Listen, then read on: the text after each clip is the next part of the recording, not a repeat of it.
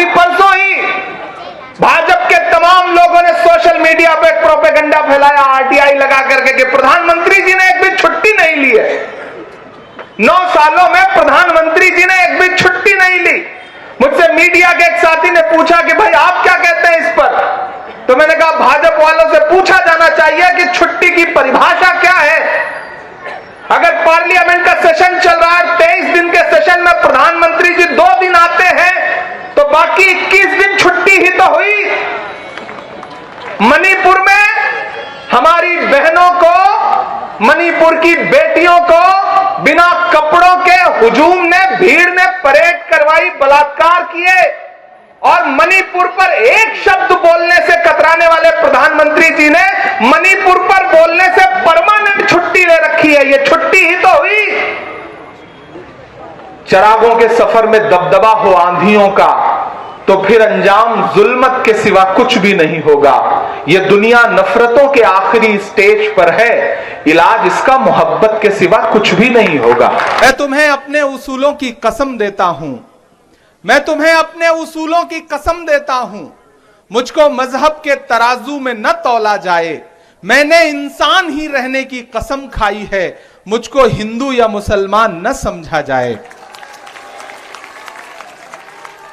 जनसंवाद यात्रा की शुरुआत पूरे प्रदेश में, पूरे महाराष्ट्र में जनता के बीच में जा करके, जन के बीच में जा करके संवाद की ये जो परंपरा है, दरअसल ये भारत जोड़ो यात्रा का ही एक अगला स्वरूप है। आज की शाम मैं नासिक में खड़ा हूं और आज की शाम से पूरे 1 साल पहले बाला साहब थोराट जी गवाह हैं, वजाहत मिर्जा जी गवाह हैं कि हम लोग आज की शाम, आज से 1 साल पहले यानी कि 6 सितंबर को इस वक्त कन्याकुमारी में खड़े थे और हमारी आंखें गवाह हैं उस ऐतिहासिक यात्रा की कि जब कन्याकुमारी से पूरी कांग्रेस तैयार थी राहुल गांधी के कदम से कदम मिला करके 3,500 किलोमीटर से ज्यादा की पैदल यात्रा के लिए। बहुत मुश्किल फैसला था। मैं खुद कई बार सोच रहा था कि 3,500 किलोमीटर पैदल कैसे चलेंगे हम सब, राहुल गांधी जी कैसे चलेंगे। और रात के उन लम्हों में कन्याकुमारी में समंदर के किनारे खड़ा होकर के मैं ये सोच रहा था कि जो हर जालिम से टकराएगी वो आंधी बनाऊंगा। नए अंग्रेज आए हैं, नया गांधी बनाऊंगा। और वो दिन, आज का दिन, नासिक वालों आपको याद है उन दिनों जब प्रधानमंत्री जी भाषण देते थे तो कहते थे कांग्रेस मुक्त भारत, यह उनका नारा हुआ करता था। लेकिन आज हालत यह हो गई है कि जब कांग्रेस के सांसद पार्लियामेंट में खड़े होकर के उनसे सवाल पूछना शुरू करते हैं कि आइए और अडानी पर जवाब दीजिए, आइए और मणिपुर पर जवाब दीजिए, तो पार्लियामेंट से भागते हैं, कतराते हैं। अभी परसों ही भाजपा के तमाम लोगों ने सोशल मीडिया पे एक प्रोपेगेंडा फैलाया आरटीआई लगा करके कि प्रधानमंत्री जी ने एक भी छुट्टी नहीं ली है। 9 सालों में प्रधानमंत्री जी ने एक भी छुट्टी नहीं ली। मुझसे मीडिया के एक साथी ने पूछा कि भाई आप क्या कहते हैं इस पर, तो मैंने कहा भाजपा वालों से पूछा जाना चाहिए कि छुट्टी की परिभाषा क्या है। अगर पार्लियामेंट का सेशन चल रहा है और 23 दिन के सेशन में प्रधानमंत्री जी 2 दिन आते हैं तो बाकी 21 दिन छुट्टी ही तो हुई।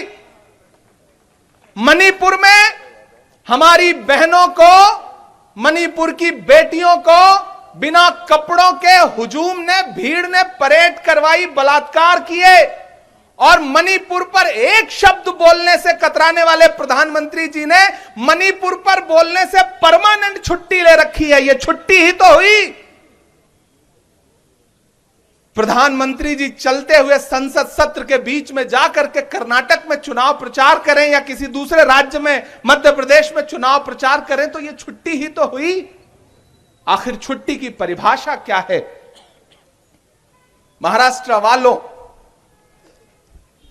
मेरा सौभाग्य है कि कांग्रेस पार्टी ने जब मुझे देश की सबसे बड़ी पंचायत में भेजने का निर्णय लिया तो मुझे किसी और राज्य से भेजती तो शायद मैं इतना खुद को गौरवशाली महसूस ना करता जितना महाराष्ट्र से भेजने पर खुद को गर्व और फख्र महसूस करता हूं कि एक ऐसे राज्य की नुमाइंदगी, एक ऐसे राज्य का नेतृत्व राज्यसभा में करने का मुझे अवसर दिया मेरी पार्टी ने, कांग्रेस ने, कि मैं वहां खड़ा होकर के जब मुझे पुकारा जाता है, मेरा नाम पुकारा जाता है कि महाराष्ट्र से राज्यसभा के सांसद, तो मुझे उस वक्त एक अजीब सा गर्व महसूस होता है। ये एक ऐसा कर्ज है और मैं आज इस मंच पर खड़ा होकर के धन्यवाद अदा करना चाहता हूं बाला साहब थोराट जी का कि आपने उस चुनाव में एक गार्जियन की तरह, जिस तरह से मेरा पूरा चुनाव, मुझे ऐसा लगा ही नहीं कि वो चुनाव मैं लड़ रहा हूं, आप लड़े उस चुनाव को, महाराष्ट्र प्रदेश कांग्रेस कमेटी ने लड़ा उस चुनाव को, तो आपका विशेष आभार व्यक्त करता हूं। चरागों के सफर में दबदबा हो आंधियों का, तो फिर अंजाम जुल्मत के सिवा कुछ भी नहीं होगा। यह दुनिया नफरतों के आखिरी स्टेज पर है, इलाज इसका मोहब्बत के सिवा कुछ भी नहीं होगा। ये जो सत्ता में बैठे हुए लोग हैं, जिन्होंने पिछले 9 साल से इस जीना दूभर कर रखा है, वो आज एक नया शिगुफा लेकर के आए हैं। वो कहते हैं कि अब हम इंडिया नाम बदलेंगे। मुझे कभी कभी हैरत होती है कि यह सरकार करना क्या चाहती है। पहले इन्होंने 400 रुपए का जो गैस का सिलेंडर यूपीए के शासनकाल में मिलता था उसे 1200 का किया। फिर 10 दिन पहले बोला 200 रुपए सब्सिडी देंगे। अब पहले आपकी जेब से 800 रुपए लूट लें और उसके बाद आपको 200 देकर के कहें कि बहुत खुश रहो। वो पेट्रोल डीजल जो 58 रुपए का 60 रुपए लीटर मिलता था उसे 100 रुपए के पास पहुंचा दिया। यह सरकार वो सरकार है कि जो अपने आइडियोलॉजी की, अपनी पसंद की फिल्मों पर टैक्स माफ करती है और कफन पर जीएसटी लगाती है। यह सरकार वो सरकार है। यह सरकार झूठों की सरकार है। वो चाहे महाराष्ट्र हो चाहे दिल्ली हो। भारतीय जनता पार्टी के राष्ट्रीय अध्यक्ष एक कार्यक्रम में खड़े होकर बिहार में बोल रहे थे, मैंने तो यहां एम्स बनवा दिया, और जब लोगों ने जाकर ढूंढना शुरू किया तो कुछ था ही नहीं। इसी तरह से आपके सूबे की भी स्थिति है। महाविकास अघाड़ी की सरकार इतना शानदार चल रही थी। कोविड में एक एक नेता ने, चाहे वो कांग्रेस का नेता हो, चाहे वो शिवसेना का हो, चाहे एनसीपी का हो, सबने जान झोंक करके पूरे महाराष्ट्र की जनता की सेवा की।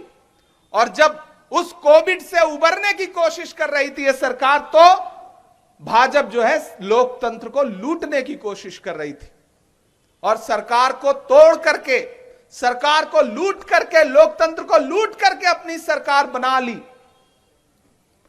लेकिन मैं महाराष्ट्र को सलाम करूंगा। अभी जितने सर्वे आ रहे हैं, जितने भी इंटरनल सर्वे हो, बाहर के सर्वे हो, मीडिया के सर्वे हो, ये बता रहे हैं कि आने वाले दिनों में जब लोकसभा का चुनाव होगा तो भाजपा का सूपड़ा साफ हो जाएगा महाराष्ट्र से। इसीलिए परेशान है। अभी इंडिया अलायंस की बैठक हुई तो वह इतनी सफल रही कि जब इधर बैठक चल रही थी तो उधर संसद का विशेष सत्र बुला लिया गया 5 दिन का। इतना डर है अलायंस से, इतना खौफ है, और अब कहते हैं हम इंडिया हटा देंगे। भारत रत्न बाबा साहब अंबेडकर जी की अगुवाई में संविधान सभा ने कहा था कि इंडिया दैट इज भारत। जो इंडिया है वही भारत है, जो भारत है वही इंडिया है। मैं तो जब मजाक के मूड में आता हूं तो कहता हूं कि जो मोदी है वही अडानी है, जो अडानी है वही मोदी है। इसी तरह से जो भारत है वही इंडिया है, जो इंडिया है वही भारत है। कहां कहां से बदलोगे आप, कहां कहां से हटाओगे आप? क्या आप पासपोर्ट से हटा दोगे रिपब्लिक ऑफ इंडिया? क्या आप ये जो नई नई नोटें हैं, अभी जो नई चलाई है इन्होंने, उस पर लिखा हुआ है ना रिजर्व बैंक ऑफ इंडिया, तो क्या फिर देश दूसरी नोटबंदी के लिए तैयार रहे? मैं तो सरकार से सवाल पूछना चाहता हूं, अगर आपको इंडिया शब्द से इतनी नफरत हो गई है अलायंस की वजह से, तो क्या आप दूसरी नोटबंदी करने जा रहे हैं क्योंकि आपको नोट से इंडिया शब्द हटाना है? मेरा सवाल है ये, आधार कार्ड पर भी तो लिखा हुआ है, एम्स में भी तो इंडिया है, इसरो में भी इंडिया है, आईआईटी में भी इंडिया है, आईआईएम में भी इंडिया है। कहां कहां से हटाओगे इंडिया? इंडिया भारत है, भारत इंडिया है। क्यों अलग करना चाहते हो? क्यों बंटवारे की राजनीति करना चाहते हो? कोई खुशबू न कोई फूल न कोई रौनक, उस पे कांटों की जहालत नहीं देखी जाती। हमने खोली थी इसी बाग में अपनी आंखें, हमसे इस बाग की हालत नहीं देखी जाती। यहां मेरी माएं बहनें बैठी हैं, सबसे ज्यादा तो इस सरकार की मार आपने झेली है। आप जब सुबह चाय बनाने के लिए गैस सिलेंडर का स्विच ऑन करती हैं तो मुझे पता है कि उस वक्त आपको लगता है कि बचा बचा के जलाओ, वरना अगला सिलेंडर खरीदने के पैसे जुटे या ना जुटे। आप जब घर में सब्जी बनाने के लिए कढ़ाई में तेल डालती हैं तो उसके साथ आंसू भी गिरते हैं, क्योंकि 70 रुपए का जो तेल था वो 200 रुपए का कर दिया। आटा, चावल, दूध, दही, पनीर, छाछ, लस्सी, क्या नहीं महंगा कर दिया इस सरकार ने। लुटेरों की सरकार है ये। वो प्रधानमंत्री जो कहते थे राहुल गांधी को कि राहुल गांधी तो शहजादे हैं, मैं तो प्रधानमंत्री जी से कहना चाहता हूं कि जिसे आप शहजादा कहते थे, राजकुमार कहते थे, उसी शहजादे ने कन्याकुमारी से कश्मीर तक 3500 किलोमीटर सड़कों की धूल फांक करके हिंदुस्तान की जनता से मिलकर उनके दर्द को समझा और उनको सीने से लगाया। आपने क्या किया? आपने 10 लाख रुपए का सूट पहना और 8000 करोड़ के हवाई जहाज में बैठ करके दुनिया के चक्कर लगाए, अलग अलग देशों में जा करके अपने नाम के नारे लगवाए। आपने ये किया प्रधानमंत्री जी। ये देश जिस दौर से गुजर रहा है, महाराष्ट्र वालों, आपने हमेशा से देश को, समाज को एक दिशा दिखाई है, एक राह दिखाई है। बहुत ऐतिहासिक जगह पे खड़ा हूं मैं। नासिक सांस्कृतिक नगरी है, धार्मिक नगरी है, लेकिन आज यहां हालत क्या है? कीमत तो बहुत बढ़ गई शहरों में धान की, लेकिन विदा न हो सकी बेटी किसान की। मौका मिला तो लोगों ने कुर्सी के वास्ते तस्वीर ही बिगाड़ दी हिंदुस्तान की। प्याज का किसान आज खून के आंसू रो रहा है नासिक में, उसे अपनी फसल सड़क के किनारे फेंकनी पड़ रही है और यह सरकार कहती है कि हमने किसानों के लिए बहुत कुछ कर दिया। हमने देखा है प्रधानमंत्री जी, मैं दिल्ली रहता हूं, कि दिल्ली के बॉर्डर पर बैठे हुए किसान आपसे चरौरी मिन्नत कर रहे थे और यह कह रहे थे कि कृषि कानून वापस ले लीजिए, लेकिन आपका अहंकार यह बोल रहा था कि नहीं, हम नहीं वापस लेंगे। 700 किसान जब मर गए तब आपका जमीर जागा और उसके बाद आपने एक दिन उन किसानों से संवाद करके वो कृषि कानून वापस लिया। 700 किसानों की मौत के बाद तुझको कितनों का लहू चाहिए अर्ज़े वतन, कितनी आहों से कलेजा तेरा ठंडा होगा। ये जो भाजपा के नेता हैं जो सरकार में बैठे हों, चाहे यहां चाहे दिल्ली में, इन्हें सिर्फ झूठ बोलना आता है और कुछ नहीं। वो एक भाजपा के नेता एक गांव में पहुंचे, लोगों को इकट्ठा किया, बोले बताओ तुम्हारी क्या समस्या है, हम दूर करेंगे। तो गांव के सीधे साधे लोग, उन्होंने कहा हमारी 2 समस्या है। तो नेताजी ने, भाजपा के नेताजी ने कहा बताओ क्या समस्या है। बोले हमारी पहली समस्या यह है कि यहां पे कोई भी अस्पताल नहीं है, डॉक्टर नहीं है। नेताजी ने तुरंत अपना मोबाइल निकाला, पता नहीं कहां नंबर डायल किया और उसके बाद इधर उधर कुछ बात करके बोले लो मैंने तुम्हारी पहली समस्या हल कर दी, अब दूसरी बताओ। तो गांव वालों ने कहा कि नेताजी दूसरी समस्या यह है कि इस गांव में मोबाइल का कोई नेटवर्क ही नहीं है। इस तरह से यह सरकार चल रही है, इस तरह से काम कर रही है यह सरकार। इनके पास सिर्फ आधार क्या है?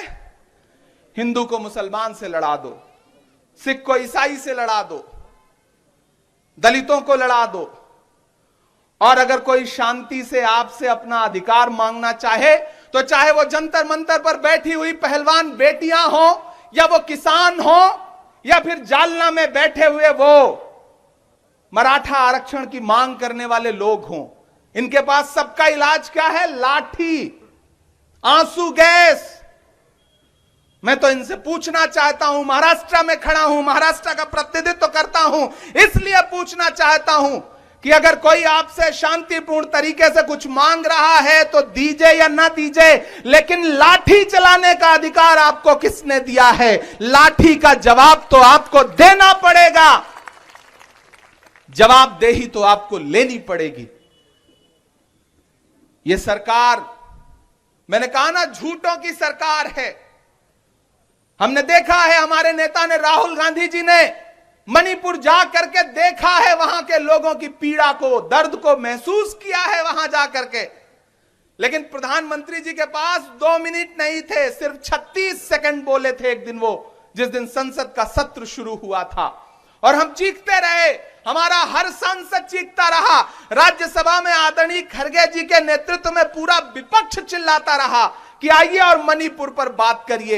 एक दिन भी संसद नहीं चलने दी इस सरकार ने। नासिक वालों,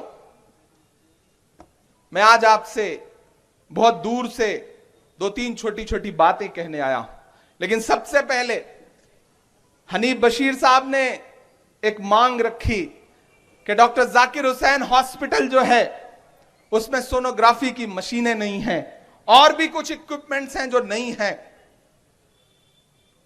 मैं आपका हूं, मेरे पास जो कुछ है वो आपका है, मेरे पास जो फंड है वो आपका है, जो बजट है वो आपका है।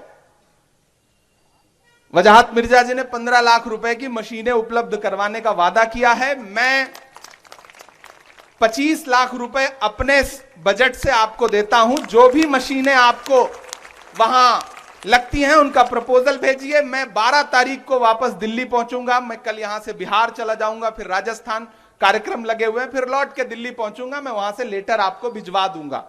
और साथ ही साथ मैं पार्लियामेंट की स्टैंडिंग कमेटी में हेल्थ का मेंबर हूं, तो आपने जो थोड़ी बहुत ताकत दी है उसमें मेरी कलम में एक ताकत यह भी है कि हेल्थ डिपार्टमेंट से जुड़े हुए किसी भी विषय पर मैं जवाब तलब कर सकता हूं। आपकी दुआओं ने इतनी ताकत दी है, तो इस अस्पताल की जो और समस्याएं हैं वो भी आप मुझे लिखित में दीजिए।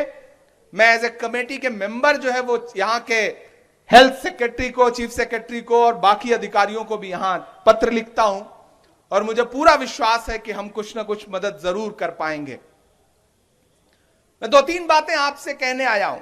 इस सरकार के पास जवाब देने के लिए कुछ नहीं है, ये सिर्फ उलझाना जानते हैं। जब आप इनसे सवाल पूछोगे कि पेट्रोल डीजल 100 रुपए का क्यों हो गया, तो ये आपसे कहेंगे कि 1977 में जब ये हुआ था, तो इसका जवाब क्या है। जब आप इनसे पूछोगे कि गैस सिलेंडर 1200 का कैसे हो गया, तो आपसे जानते हैं ये क्या कहेंगे। ये कहेंगे कि फलाने राजा ने जो किया था उसका बदला अब हम लेंगे। तो भाई, महंगाई बढ़ा करके कौन सा बदला लोगे? लड़ा करके लोगों को कौन सा बदला लोगे? हम कांग्रेस के लोग हैं।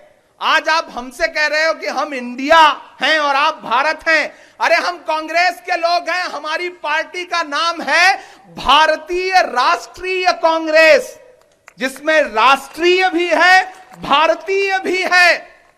हमारे नेता ने 3500 किलोमीटर पैदल यात्रा की, और उस यात्रा का नाम क्या रखा? भारत जोड़ो। हम वो लोग हैं, हमने इस देश के लिए कुर्बानियां दी है। 10 साल से ज्यादा जेल में रहे पंडित जवाहरलाल नेहरू जी। इंदिरा गांधी जी के शरीर पे कितने गोलियों के छेद थे, शायद गिना भी नहीं जा सकता। राजीव गांधी जी ने अपने जिस्म के टुकड़े टुकड़े करवा दिए इस देश के लिए, और आज आप उस पार्टी को कहते हो कि हम समाप्त कर देंगे। आप उस पार्टी के नेता राहुल गांधी से कहते हो कि तुम्हारी संसद सदस्यता ले ली गई है, अब घर खाली कर दो, नोटिस आ जाता है। मैं गवाह हूं उन लम्हों का जब राहुल गांधी जी अपना घर छोड़ रहे थे। 19 साल जिस घर में रहे हो, उसे छोड़ते हुए कितना दर्द होता है आप समझते हैं। मैं समझता हूं, क्योंकि परिंदे भी नहीं रहते पराए आशियानों में। हमारी उम्र गुजरी है किराए के मकानों में, हम समझते हैं उस दर्द को। 19 साल जिस घर में रहे, उस घर को आपने महीने भर के अंदर छुड़वा लिया। लेकिन उस शख्स का नाम राहुल गांधी है। जब वो अलल ऐलान खड़ा होकर के माइक पे कहता है कि कांग्रेस के सिपाहियों डरो मत, एक नारा जब वो देता है तो वो नारा सिर्फ आपके लिए नहीं होता, आपके अंदर एक जज्बा आता है कि हम डरेंगे नहीं, और उधर पूरी सरकार हिल जाती है। मैं इस चीज को दिल्ली में बैठ करके देख रहा हूं।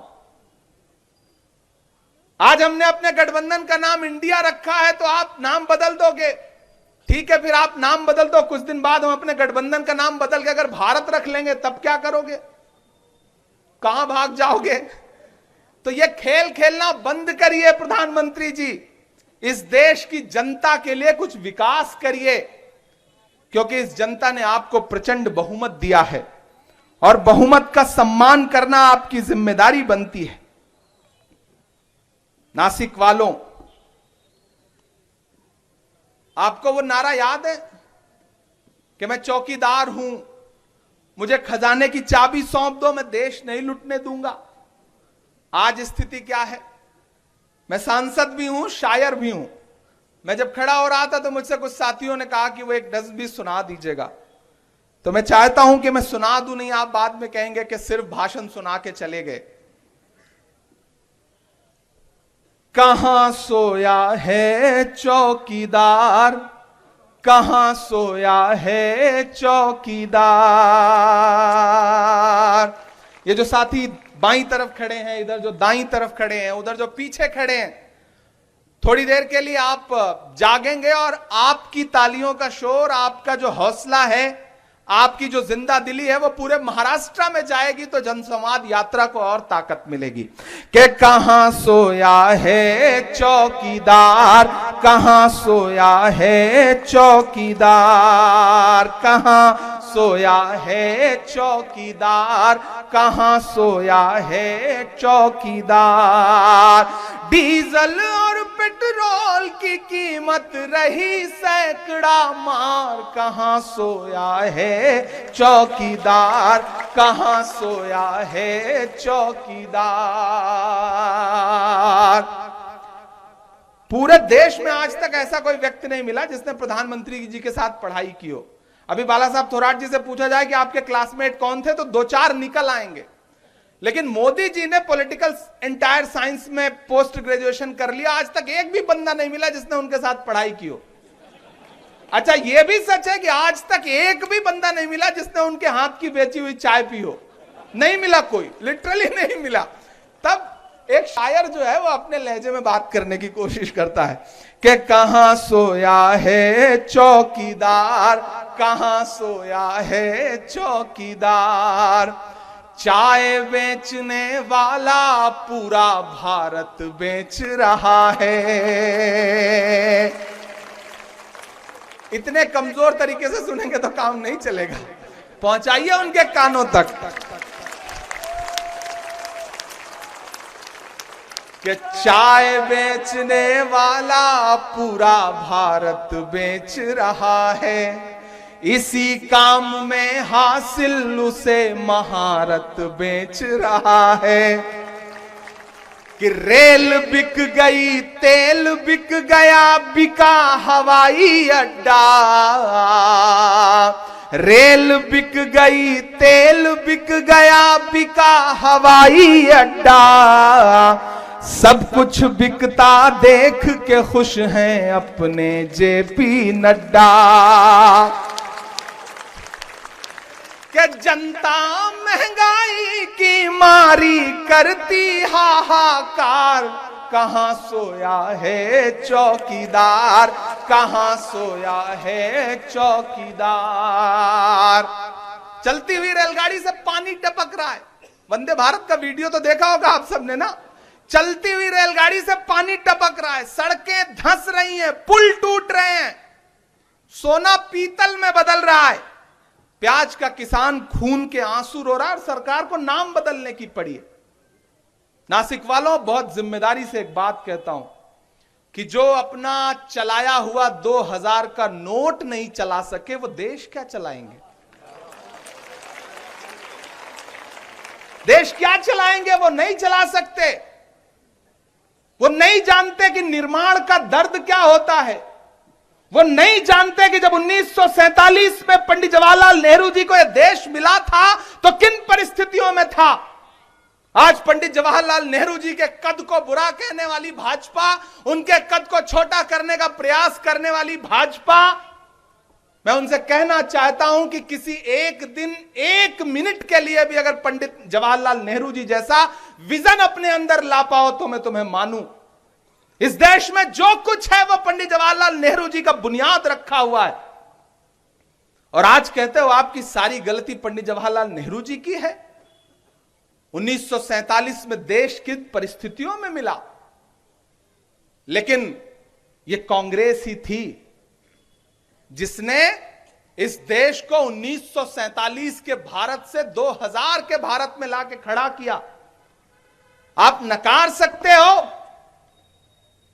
राजीव गांधी का वो विजन, जब वो कंप्यूटर लेके आए, टेक्नोलॉजी लेकर के आए, तो पंडित अटल बिहारी वाजपेयी जी बैलगाड़ी में बैठ करके संसद गए थे विरोध करते हुए। और आज आप कांग्रेस को कोसते हो। आपने 9 साल में देश को रेलगाड़ी से बैलगाड़ी पर ला दिया। अगर आपको 70 साल मिले होते तो आप मानव को आदिमानव बना देते। मुझे गर्व है, मुझे खुशी है कि मैं कांग्रेस का हिस्सा हूं। मुझे खुशी है कि मैं राहुल गांधी का सिपाही हूं।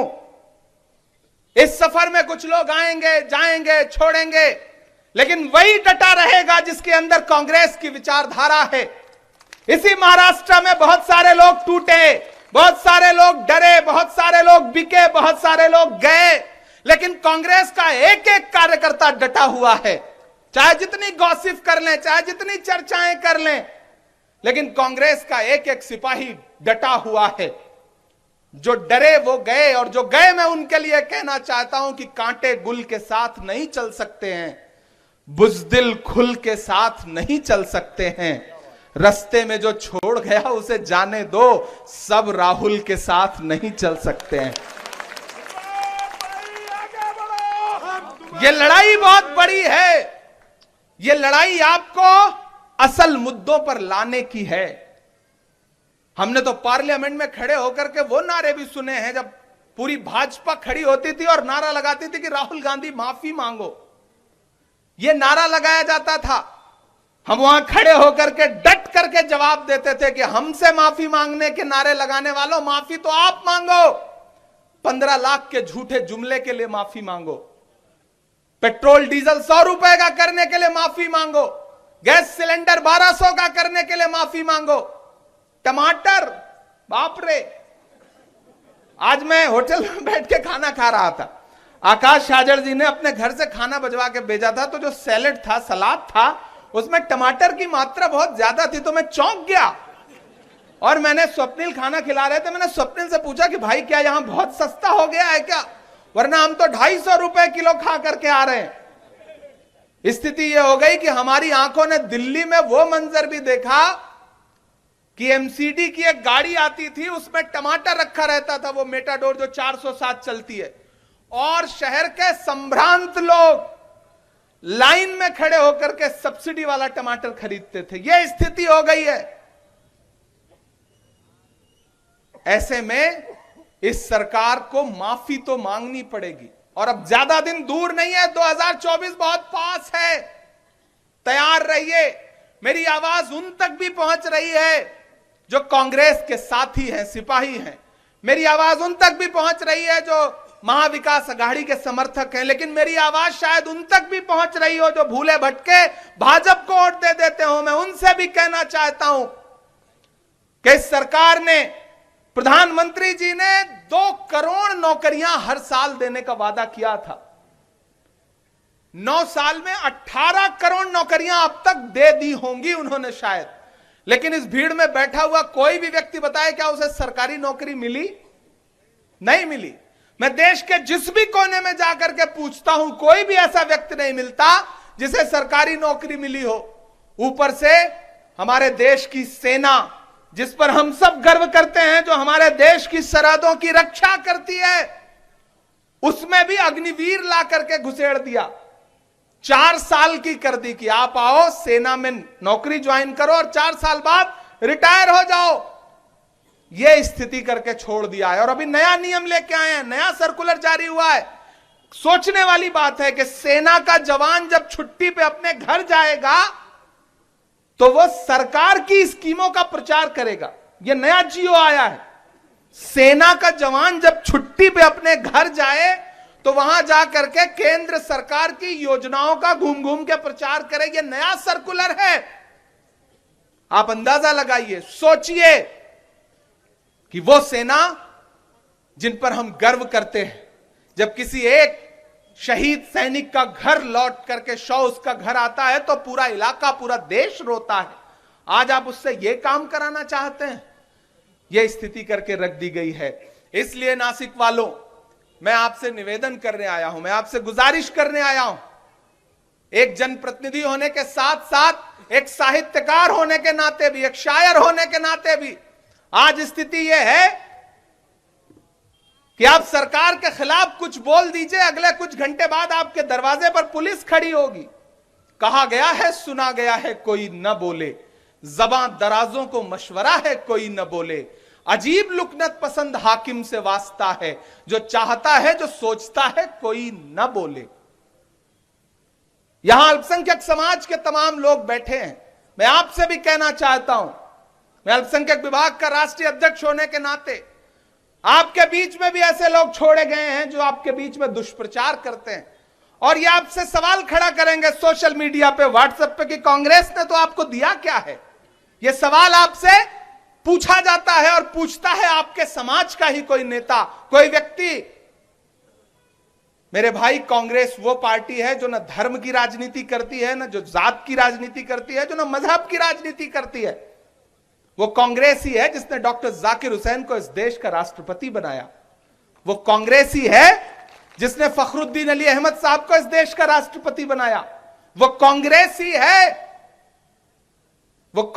है जिसने सैयदा अनवरा तैमूर को असम का मुख्यमंत्री बनाया। वो कांग्रेस ही है जिसने बरकतुल्लाह साहब को राजस्थान का मुख्यमंत्री बनाया। वो कांग्रेस ही है जिसने अब्दुल गफूर साहब को बिहार का मुख्यमंत्री बनाया। वो कांग्रेस ही है जिसने अब्दुल रहमान अंतुले को महाराष्ट्र का मुख्यमंत्री बनाया।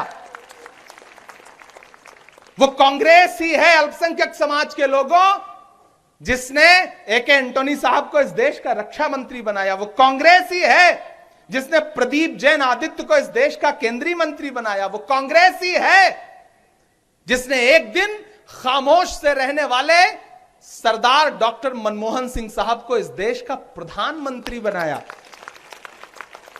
तो जो आपके बीच में लोग आकर के आपसे कहें कि आपको कांग्रेस ने दिया क्या है, पलट के उनको जवाब भी दिया करिए कि कांग्रेस धर्म, जात और मजहब की राजनीति नहीं करती। जो व्यक्ति प्रतिभाशाली होगा और कांग्रेस की विचारधारा के प्रति समर्पित होगा, पार्टी उसे एक दिन उचित सम्मान भी देगी, उचित पद भी देगी। हम हैं कांग्रेस। मैं जब राजनीति में आया, मैं उत्तर प्रदेश से हूं बाला साहब जी, मेरे यहां क्षेत्रीय पार्टियां बहुत सारी हैं। तो जब मैं राजनीति में आया तो मुझसे यह सवाल किया गया कि इमरान साहब, आपके लिए तो ऑप्शन थे वहां पर, लेकिन आपने कांग्रेस को क्यों चुना। तब मैंने लोगों से कहा कि मुझे देश के साथ खड़ा होना है, इसलिए मैं कांग्रेस के साथ खड़ा हूं। कांग्रेस इस देश के बारे में सोचती है और आज जो हमें डराने की कोशिशों में लगे हुए हैं, हमें उनसे यह कहना है। आखिर में एक छोटी सी नज्म सुना करके आपसे विदा लूंगा क्योंकि समय होने वाला है और मुंबई पहुंच के फ्लाइट पकड़नी है, फिर भारत जोड़ो यात्रा के कार्यक्रम लगे हुए हैं। लेकिन मैं बाला साहब थोराट जी से वादा करता हूं, आपका अधिकार भी है और मैं सांसद यहां से ना भी होता तब भी आप लोगों का अधिकार था। आप जहां भी कहेंगे, जिस भी जिले में कहेंगे, पूरे अधिकार के साथ मुझे आदेशित करिए। मैं पूरे प्रदेश में जनसंवाद यात्रा के अलावा भी जो कार्यक्रम है उसमें शामिल होने के लिए तैयार हूं। मैं बीच में बीमार था, मुझे डेंगू हो गया था, मैं 10 दिन हॉस्पिटल में रहा, इसीलिए इंडिया अलायंस वाली मीटिंग में भी नहीं आ सका। लेकिन जैसे ही तबीयत थोड़ी सी ठीक हुई, मैंने देश के किसी और हिस्से के कार्यक्रम में ना जा करके, जब आकाश हाजर जी ने मुझसे कहा कि हम एक कार्यक्रम कर रहे हैं जनसंवाद यात्रा का, उसमें आपको आना है, तो सबसे पहले मैं अपनी बीमारी से उबरने के बाद कहीं आया तो वो नासिक में आया हूं, क्योंकि मुझे पता है यहां से दुआ मिलती है तो इंसान और स्वस्थ हो जाता है और मजबूत हो जाता है। वो भाजपा जो हमें डराना चाहती है, वो सरकार जो हमें डराना चाहती है, हम उससे इतना ही कहना चाहते हैं कि मत समझना डराने से डर जाएंगे। उससे पहले 4 पंक्तियां याद आ गई। अच्छे दिन का वो जुमला सुना था आप सबने ना।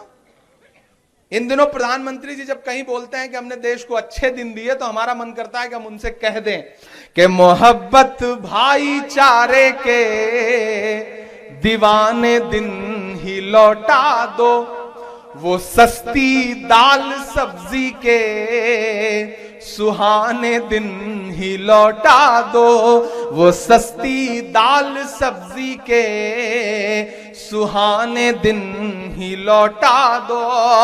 ये अच्छे दिन तो अंबानी अडानी को मुबारक हो, हमें ऐसा करो साहिब पुराने दिन ही लौटा दो, हमें ऐसा करो साहिब पुराने दिन ही लौटा दो। और ये सरकार जो डराना चाहती है, हम उससे कहना चाहते हैं कि मत समझना डराने से डर जाएंगे। हम कांग्रेस के लोग हैं, हम डरने वाले लोग नहीं हैं। ये जमीन तब भी निगल लेने पर आमादा थी। 1947 का भारत और आज का भारत, ये जमीन तब भी निगल लेने पर आमादा थी। पांव जब टूटती शाखों से उतारे हमने, इन मकानों को खबर है न मकीनों को खबर, उन दिनों की जो खलाओं में गुजारे हमने। आंधियां तोड़ लिया करती थी शम्मों की लवें, जड़ दिए इसलिए बिजली के सितारे हमने। आज की रात बहुत गर्म हवा चलती है, आज की रात ना फुटपाथ पे नींद आएगी। सब उठें, मैं भी उठूं, तुम भी उठो, तुम भी उठो, कोई खिड़की इसी दीवार में खुल जाएगी। मेरे भाई, डरने से काम नहीं चलेगा। ये सरकार जितना डराती है, हमने सामने बैठ के देखा है, उससे ज्यादा खुद डरती है। प्रधानमंत्री जी संसद आने की हिम्मत नहीं जुटा पाते हैं।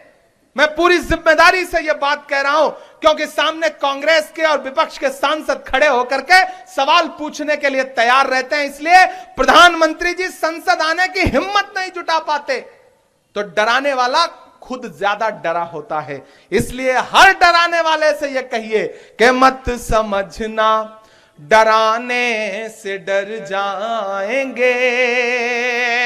ये महाराष्ट्र है। मत समझना डराने से डर जाएंगे, अब के सारी हदों से गुजर जाएंगे। मत समझना डराने से डर जाएंगे, अब के सारी हदों से गुजर जाएंगे। मौत के नाम का खौफ देता है क्यों? तैयार रहिएगा अगले मिसरे पे कि मौत के नाम का खौफ देता है क्यों? मौत जिस रोज आएगी मर जाएंगे। मत समझना डराने से डर जाएंगे। और ये सामने 3 रंग लगे हुए हैं, इधर भी इधर भी। यही तो है हिंदुस्तान, यही तो है भारत, यही तो है इंडिया। तब इमरान बोलता है कि हमने जमजम दिया, आबे गंगा दिया, हमने जमजम दिया, आबे गंगा दिया। तुमने भारत को दंगा ही दंगा दिया, तुमने भारत को दंगा ही दंगा दिया। और ये जो रंग है, ये जो झंडा है, इसमें जो 3 रंग हैं, वो 3 रंग आपके अपने हैं। उन 3 रंगों की मोहब्बतों की कसम देता हूं। और जो 4थी पंक्ति है, उस पे आपकी तालियों का शोर न सिर्फ मुंबई जाए, बल्कि दिल्ली तक भी जाए। इमरान बोलता है, मैं इसलिए जिंदा हूं कि मैं बोल रहा हूं, दुनिया किसी गूंगे की कहानी नहीं लिखती। मैं बोलने की हिम्मत करता हूं, अलल ऐलान ये कहता हूं कि हमने जमजम दिया, आबे गंगा दिया, तुमने भारत को दंगा ही दंगा दिया। तुमने एक रंग के ख्वाब देखे मगर तुमने एक रंग के ख्वाब देखे मगर हमने हिंदुस्तान को तिरंगा दिया। ये तिरंगा बदन पर लपेटे हुए, ये तिरंगा बदन पर लपेटे हुए एक दिन इस जमीन में उतर जाएंगे। मत समझना डराने से डर जाएंगे, अब के सारी हदों से गुजर जाएंगे। नासिक की इस ऐतिहासिक धरती को सलाम करता हूं और आप इतनी बड़ी तादाद में यहां इकट्ठे रहे। मैंने आपसे एक वादा किया है कि डॉक्टर जाकिर हुसैन जो आपका हॉस्पिटल है उसके लिए, सोनोग्राफी के लिए और भी कुछ इक्विपमेंट्स मैं डॉक्टर से भी बात करता हूं, वो हम अपनी तरफ से देंगे। तो ये वादा नेताओं वाला, भाजपा के नेताओं वाला वादा नहीं है। 12-13 तारीख में हम लेटर जारी करके भेज देंगे। और मुझे बाला साहब थोराट जी ने भी कहा कि इस इलाके के लिए अपने फंड में से ज्यादा लोगों की मदद करिए, क्योंकि ये इलाका, यहां के लोगों को जरूरत है। तो वो हमारे गार्जियन है और उन्होंने कहा है, तो उनकी बात पे आमीन। मैं 12-13 तारीख में दिल्ली पहुंचते ही चिट्ठी भेज दूंगा, आपसे ये वादा कर रहा हूं। एक बार फिर से आप सारे लोगों का बहुत शुक्रिया। कहां आंसुओं की ये सौगात होगी, नए लोग होंगे, नई बात होगी। मैं हर हाल में मुस्कुराता रहूंगा, तुम्हारी मोहब्बत अगर साथ होगी। चिरागों को आंखों में महफूज रखना, बड़ी दूर तक रात ही रात होगी। मुसाफिर हैं हम भी, मुसाफिर हो तुम भी, किसी मोड़ पर फिर मुलाकात होगी। बहुत शुक्रिया, बहुत धन्यवाद।